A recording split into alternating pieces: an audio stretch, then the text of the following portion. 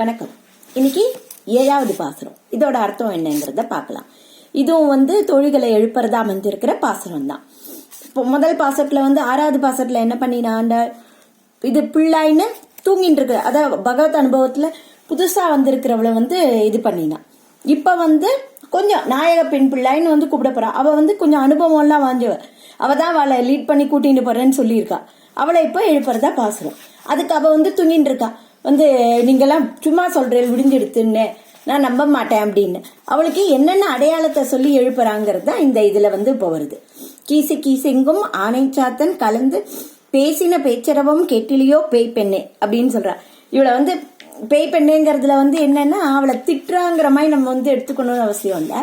பேய் பெண்ணேன்னா பேய்த்தனமா பேய் மழை பெய்யறது அப்படிலாம் சொல்றோம் பாருங்க. பேய்த்தனமா நடந்துக்கிறான் அப்படிலாம் என்னன்னா உலக இயல்புக்கு மாதிரி ரொம்ப வேகமா இது பண்ற.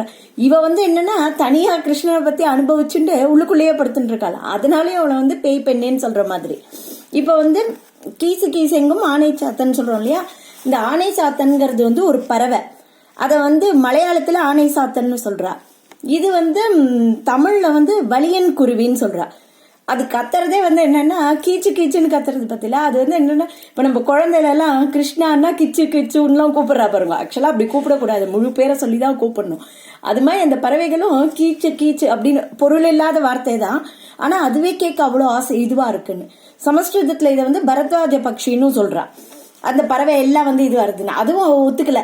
அதெல்லாம் உங்க ஊர்ல இருக்கிற இதுவா இருக்கும், இங்க ஒன்னும் இல்லைங்க. கீசு கீசெங்கும் ஆனை சாத்தன் கலந்துங்கிறதுனால என்னன்னா ஆண் பறவையும் பெண் பறவையும் சேர்ந்து கலந்து குரல் கொடுக்கறதாம். அதை ஒரு சத்தத்தை சொல்றா.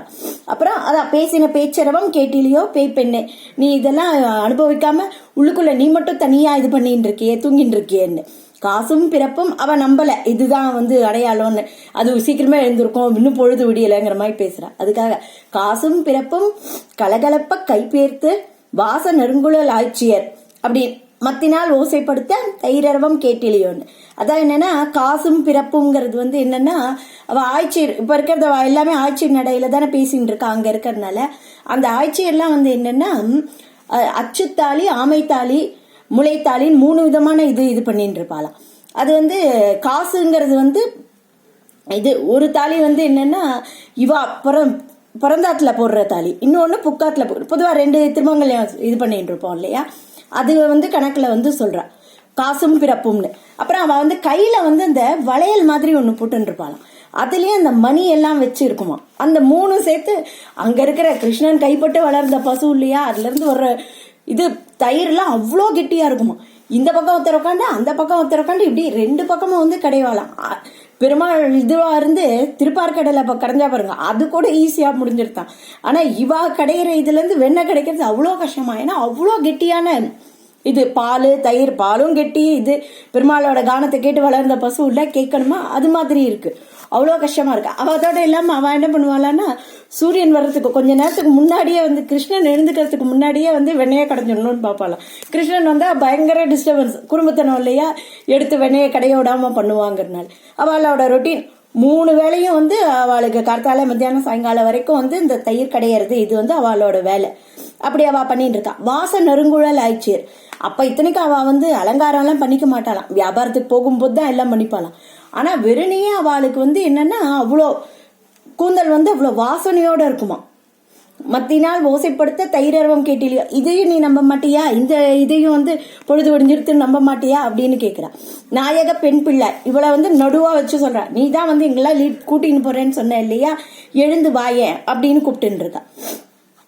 கேசவனை பாடவும் நாராயணமூர்த்தி கேசவனை பாடவும் நீ கேட்டே கிடத்தியோங்கிற. நாராயணன் அன்னைக்கு போன முதல் இதுல எல்லாமே சொல்லிட்டா, வித்து அவர் மூலமா தான் எல்லாம் இது இருக்கு. அப்படிப்பட்டவரை நாங்க பாடின்னு இருக்கோம். ஆனாலும் அதை கேட்காம நீ பேய் பெண்ணாட்டம் உள்ள தூங்கிட்டு இருக்கியா அப்படிங்கிற. மூர்த்தி அவ உருவத்தோட அவரை கிருஷ்ணனா இப்ப இருக்காரு, அவரை பாடுறதுக்கும் நீ வரமாட்டியா அப்படின்னு.